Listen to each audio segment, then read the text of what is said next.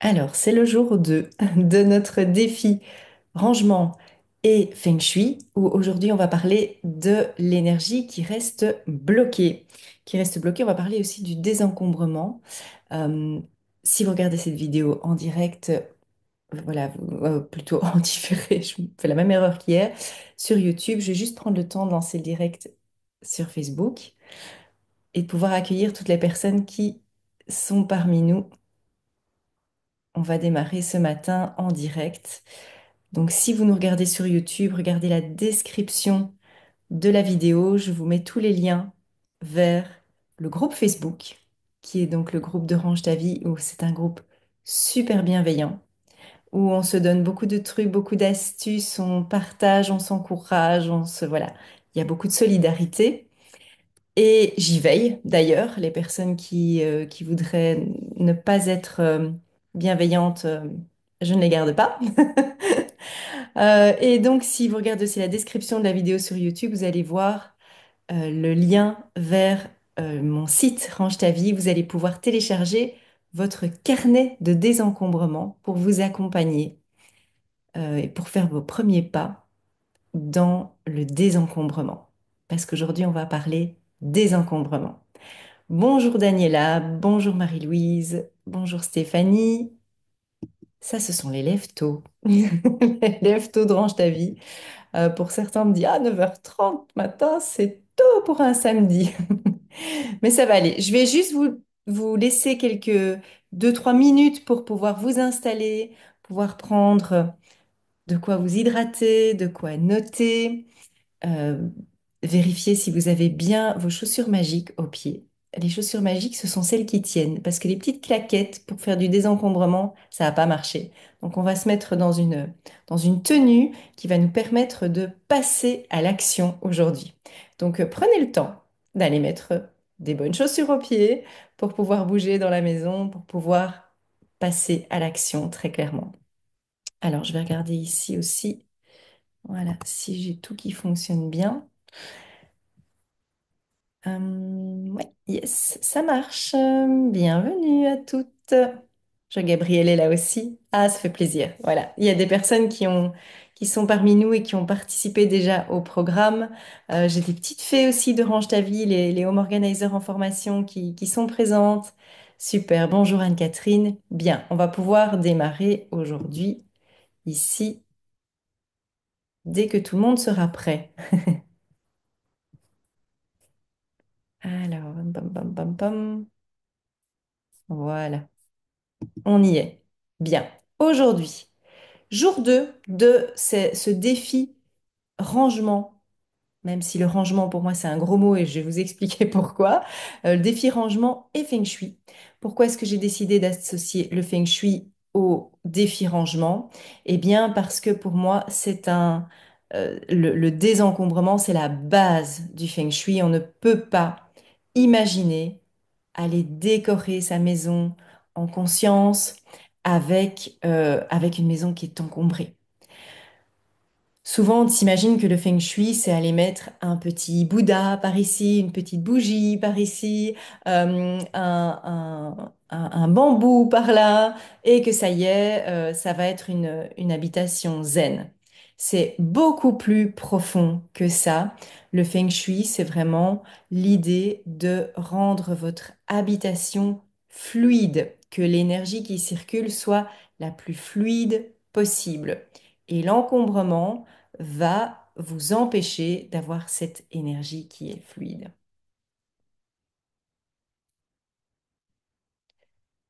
Alors, première chose aujourd'hui, le lien entre le feng shui et le désencombrement, c'est d'abord que ces énergies qui sont là dans ces objets qui stagnent depuis longtemps, elles vont empêcher, elles vont bloquer le renouveau.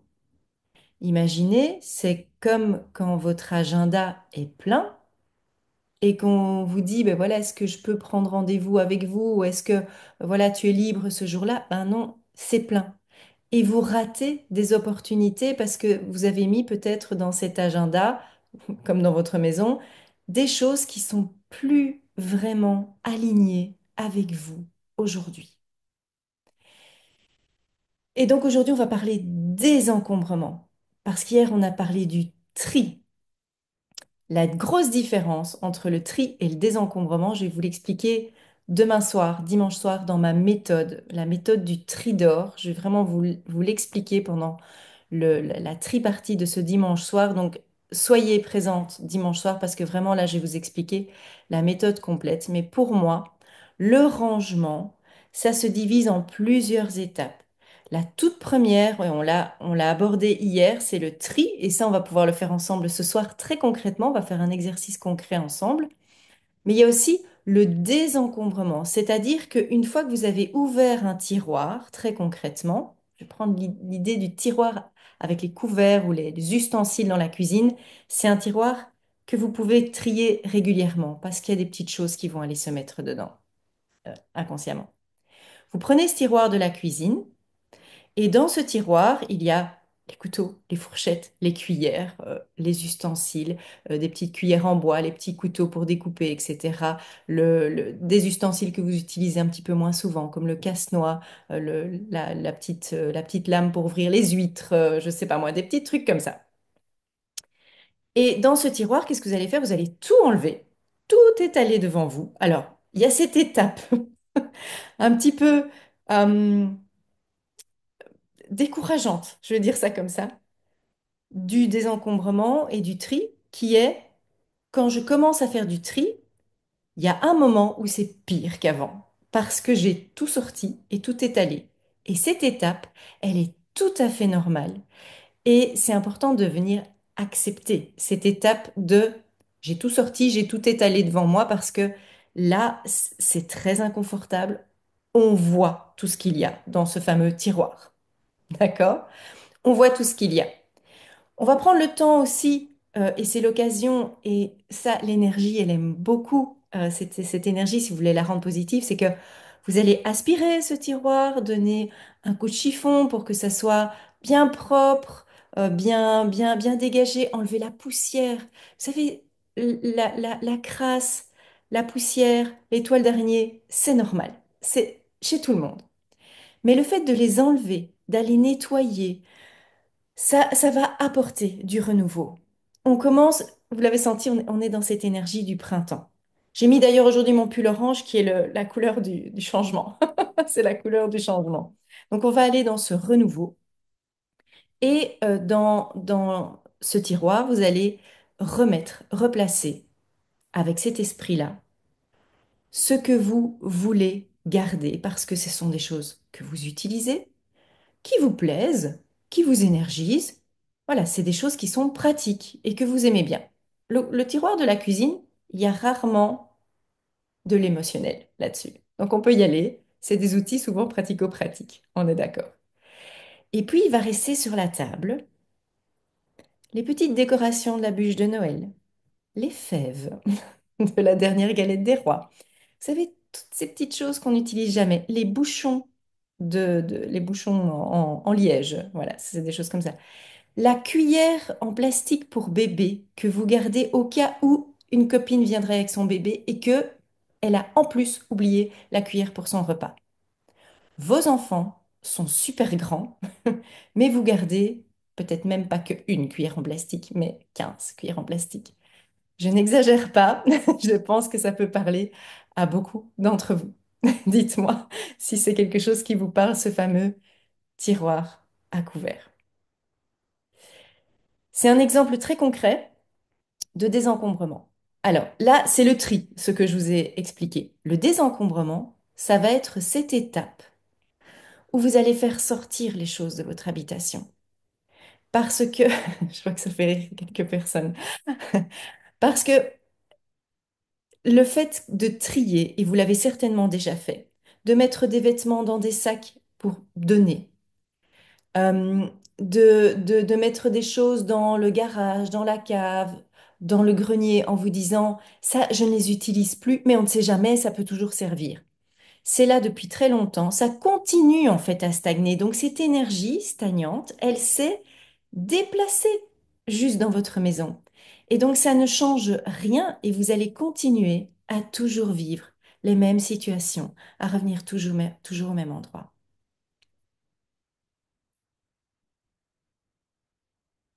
Donc, les objets que vous allez trier, vous allez avoir cet état d'esprit de remettre dans le tiroir ce que vous gardez. Vous allez vous concentrer sur ce que vous voulez garder. Et naturellement, va rester sur votre table de tri, hein, c'est important d'avoir une surface de tri bien claire, ce que vous n'utilisez pas. Ce que vous vous dites, bah, il y a des choses pour lesquelles j'hésite, j'ai quand même envie de les garder encore. Donc, si ça vous stresse de les faire sortir de chez vous, gardez-les.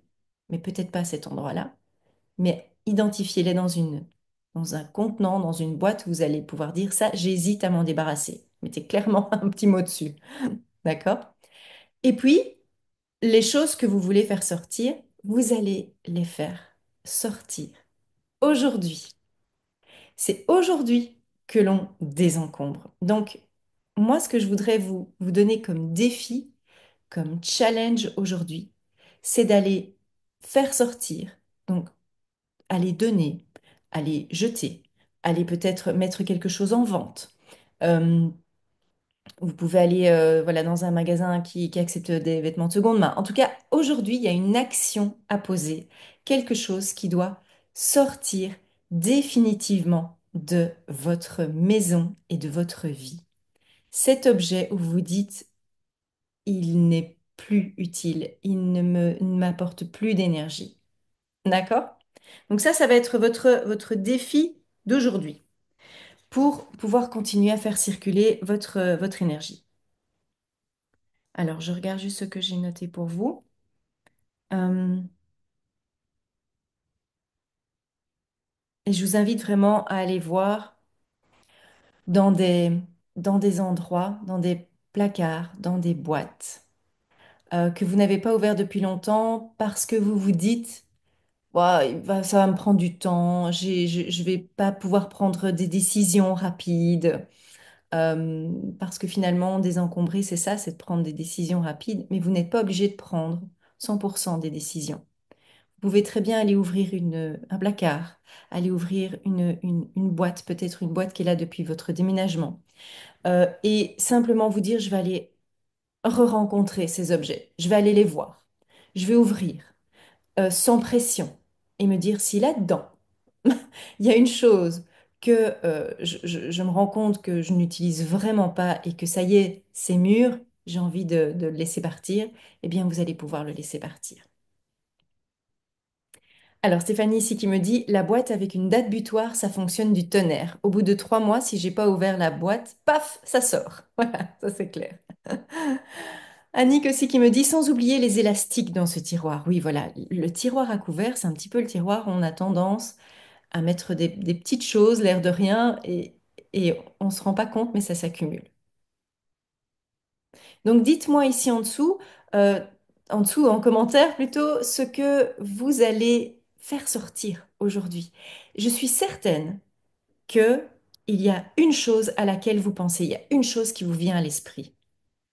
Un petit truc tout bête où votre regard se pose dessus régulièrement, où cet objet bloque une armoire, bloque un tiroir. C'est peut-être derrière une porte, ça vous empêche aussi de faire circuler l'énergie. Donc, allez voir quels sont les objets que vous allez faire sortir aujourd'hui. Au moins un. Et je vous inviterai à venir partager la photo ou l'objet, que vous me l'écrivez simplement. euh, Ça doit sortir aujourd'hui. Voilà, pour Jocelyne, ce sont des assiettes en plastique. Pour Flocéane, les données, je ne vois pas très bien ce que c'est. Gabriel qui me dit, j'ai un stock de bougies dont je ne me sers pas. Qu'est-ce que je pourrais bien faire à part les jeter? Ça peut très bien aller dans une association. Si ce sont des bougies qui sont neuves, il y a voilà, Oxfam, la Croix-Rouge. À Bruxelles, on a les Petits Riens. Il y a voilà, Emmaüs. Ça peut être le Bon Coin. Il y a des tas de groupes aussi Facebook sur lesquels vous pouvez mettre ce que vous avez à donner. Il y a peut-être une copine à vous qui sera ravie d'avoir des bougies. Alors, Daniela qui dit aucune idée parce que je ne sais même pas ce qu'il y a dans cette vitrine tellement tout le monde y met des choses. Donc, Daniela, ce sera l'occasion d'aller en exploration. En exploration euh, et, et de trouver là-dedans un objet où vous dites ça. ça sort. Ça n'a plus de raison d'être. Agissez aussi sur les objets qui sont les vôtres, hein, pas forcément ceux des autres, hein, parce que Daniela, la vitrine, je me souviens que c'était un petit peu toute la famille qui met les choses dedans. Mais donc là, on va faire d'abord sur ces objets à soi.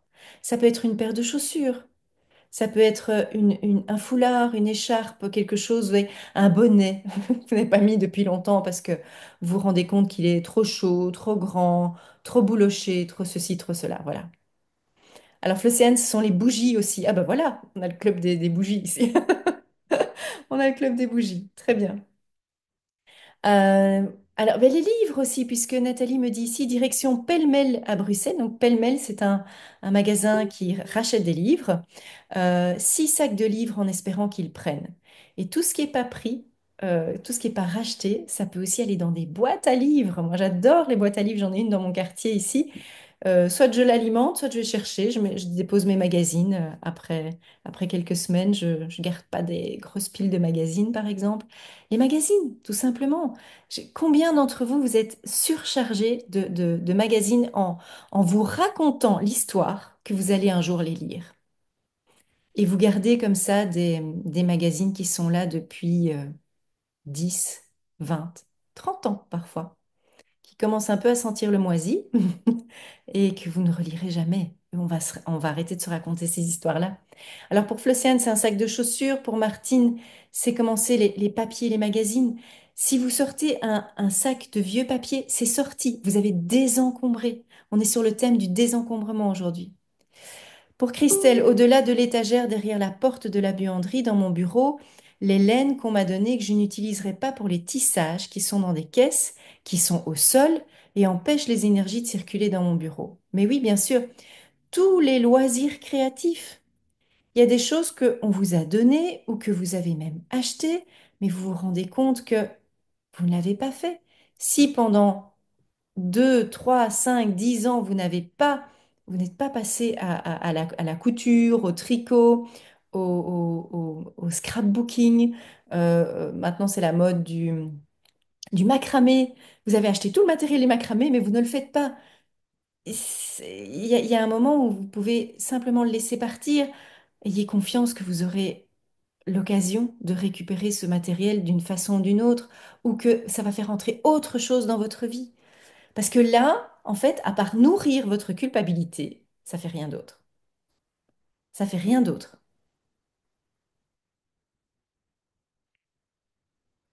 Alors pour Sophie, une grande partie de ma chambre, d'autres aussi. Alors Sophie demande s'il y a quelqu'un qui va faire une grande partie de sa chambre.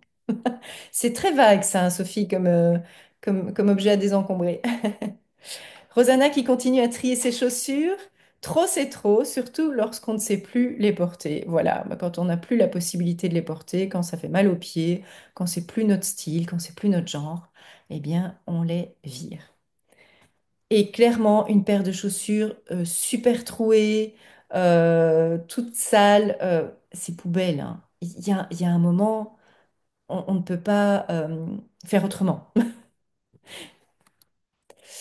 Marie-Christine qui me dit ici, oh oui, j'ai stoppé mes abonnements à des revues que je ne lisais jamais en entier.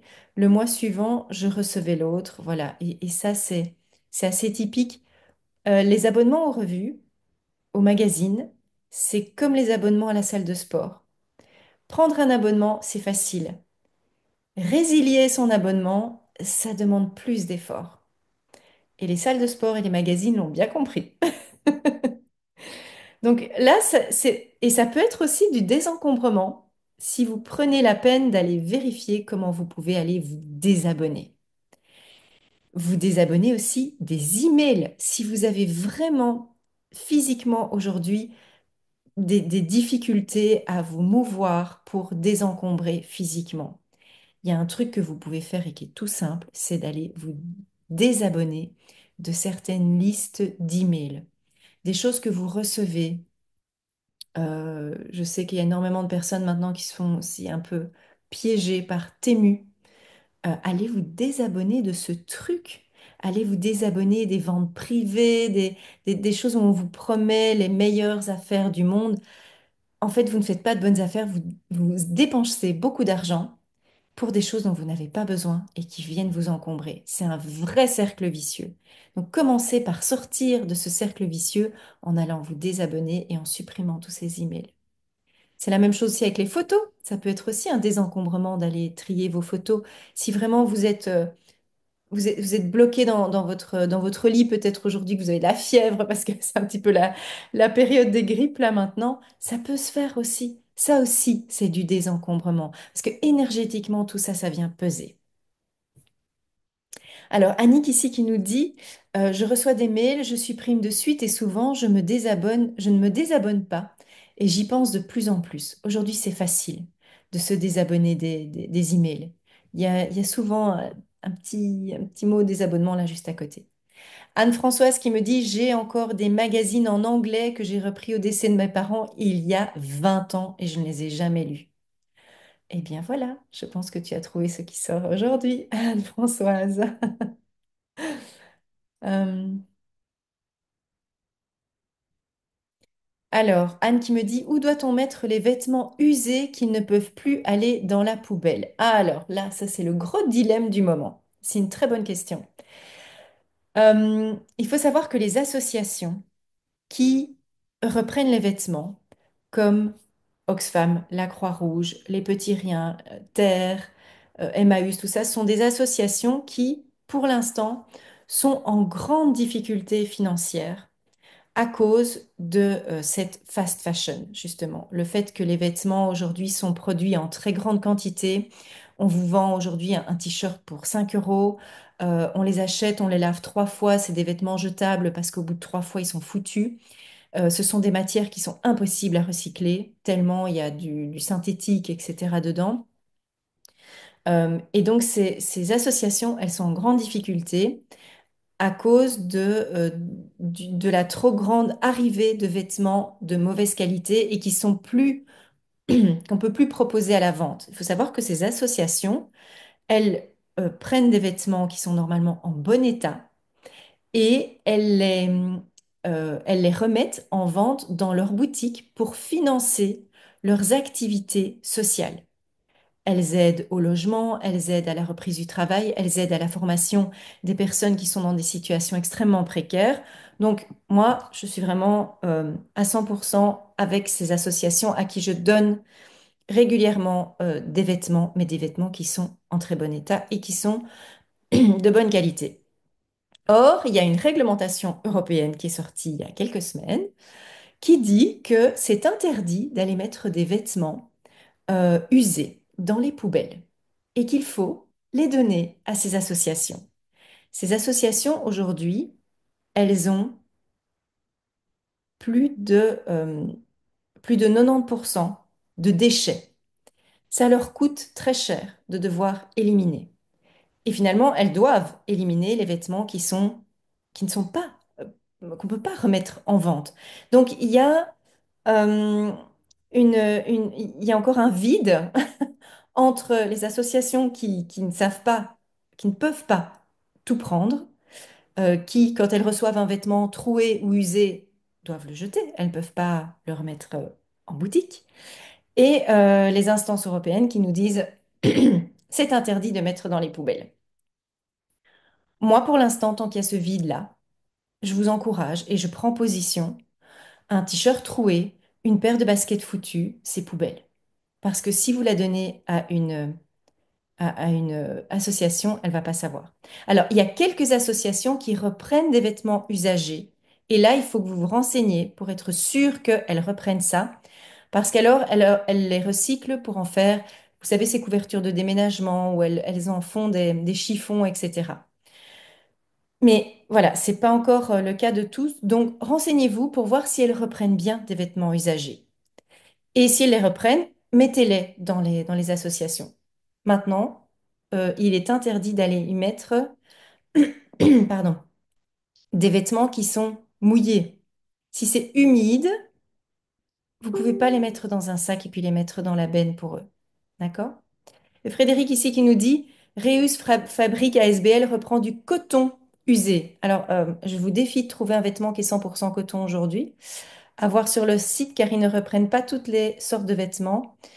Près de la gare du Midi, il y a aussi un centre d'upcycling. D'upcycling, merci.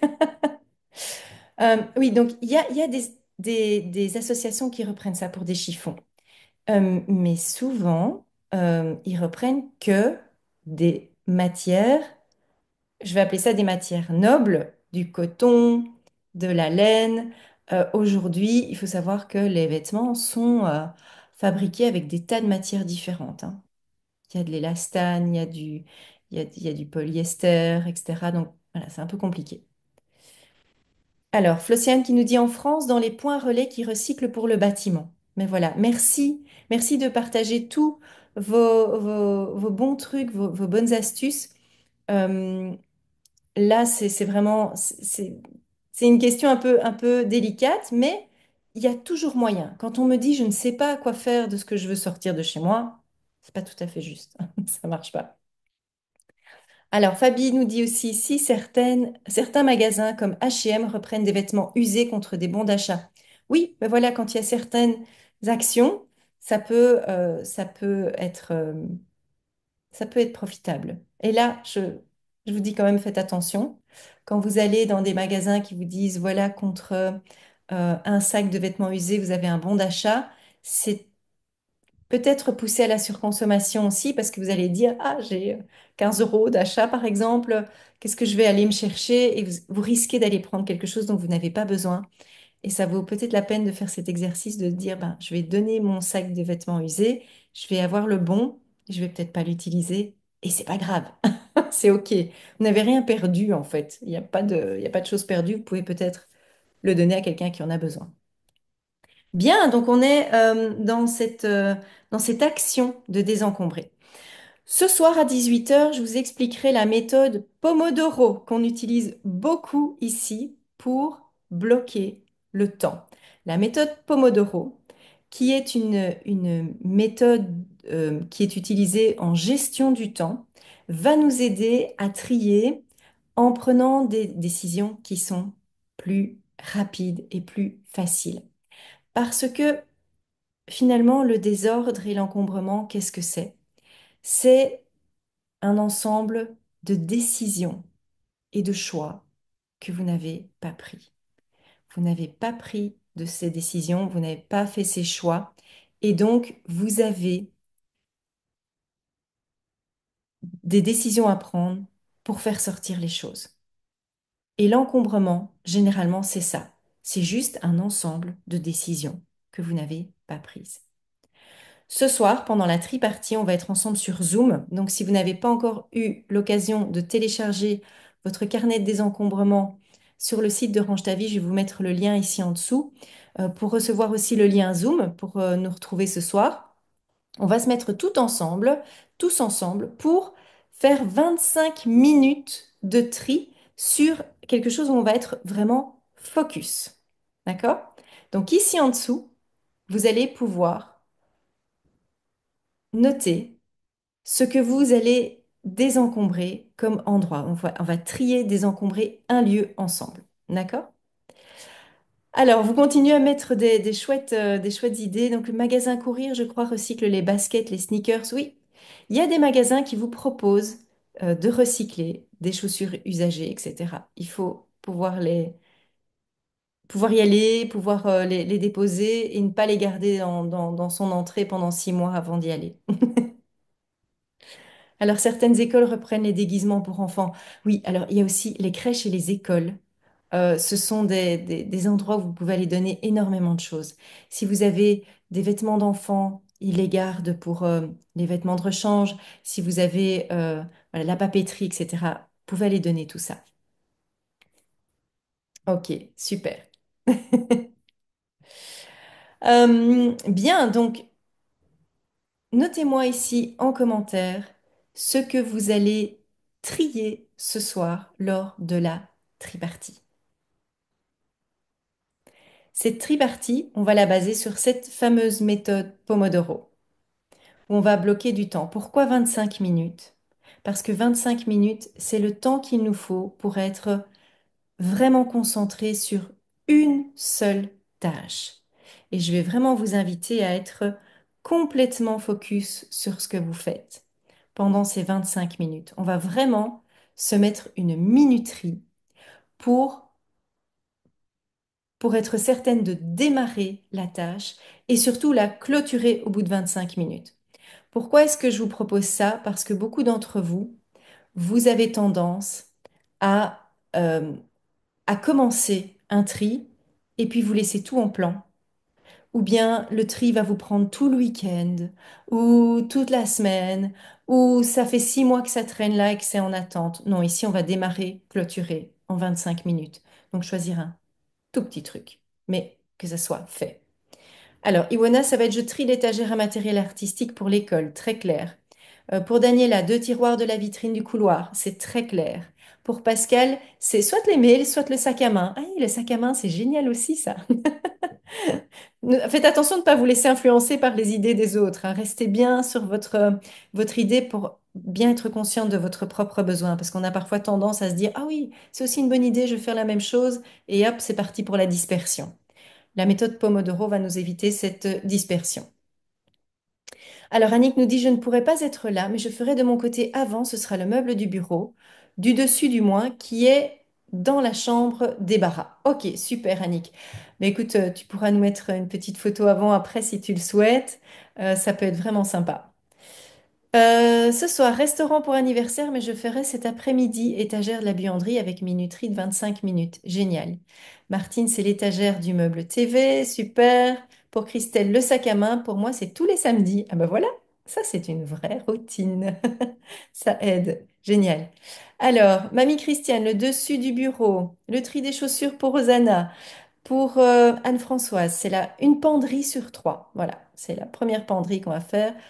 Pour Fabi, le dessus du meuble du bureau. Pour Anne, ce sera la table du salon. Pour Anne-Garance, ça dépendra de ce que je trouve dans mes cartons, que je n'ai pas tout à fait fait moi-même. Donc, c'est surprise, surprise. Ben, laissez-vous surprendre. Voilà. Laissez-vous surprendre par tout ça. Bien, donc on se retrouve ce soir à 18 heures pour notre tripartie avec la méthode Pomodoro. Ce sera sur Zoom, donc je vous remets ici le lien dans les commentaires pour que vous puissiez tout trouver et vous aurez alors vous aurez le rappel avec le lien vers Zoom pour qu'on puisse se retrouver tous ensemble. Voilà, Flocéane, ce sera la chambre côté lit. Super, très bien. Eh bien, passez une très très belle journée. À vos marques, prêts, triés. On y va. Belle journée à tout à l'heure.